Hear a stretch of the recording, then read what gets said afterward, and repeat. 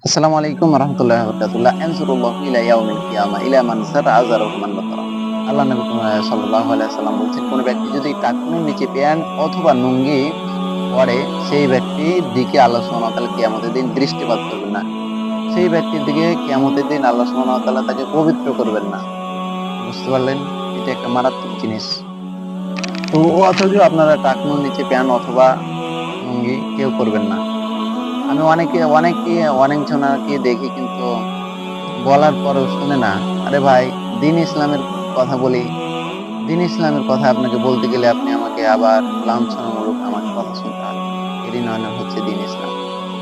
দ্বীন ইসলাম মানে হচ্ছে কষ্ট।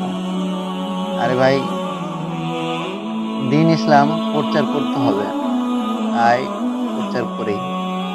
আর অনেক জনকে আপনি যখন ভালো কথা বলবেন, তখন তাকে ভালো লাগবে না। তো তোমাকে অনেক কিছু বলে বসবে। যাই হোক,